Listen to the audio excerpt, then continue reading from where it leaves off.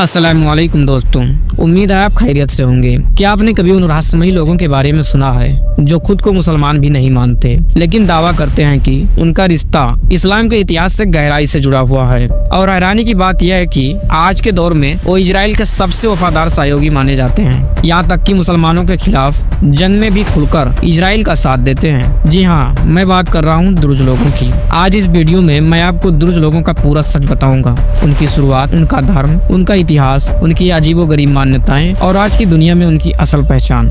यकीन मानिए, ये कहानी सुनने के बाद आप सोचने पर मजबूर हो जाएंगे, तो वीडियो को लास्ट तक जरूर देखिएगा। तो ये कहानी शुरू होती है 11वीं सदी से, जब मिस्र पर फातिमिद कैलिफेट यानी फातिमी खिलाफत का शासन हुआ करता था। उस समय के खलीफा थे अल हाकिम बी अमरुल्लाह। अल हाकिम एक बेहद रहस्यमयी और विवादास्पद शासक माने जाते हैं। उनके बारे में कहा जाता है कि वो कभी कभी बहुत नरम दिल फैसले करते थे, तो कभी कभी बेहद सख्त और अजीबोगरीब किस्म के हुक्म जारी कर देते थे। इतना ही नहीं, 1021 ईस्वी में वो अचानक रहस्यमय तरीके से गायब भी हो गए और फिर कभी लौटकर नहीं आए। इसी दौर में एक शख्सियत उभर कर सामने आई, हमीज बिन अली। वो ईरान के खुरासान इलाके से आए थे और मिस्र में फातिमी दरबार में एक धार्मिक मिशनरी बने। हमीज ने एक अनोखी और गुप्त धार्मिक सोच पेश की। उन्होंने दावा किया कि अल हाकिम बी अमरुल्लाह कोई आम इंसान नहीं बल्कि ईश्वर का अवतार है। उन्होंने इस नए विश्वास को फैलाना शुरू किया। लोग उनसे जुड़ने लगे और उनके अनुयायी बनने लगे। यही लोग आगे चलकर दुरुज कहलाए।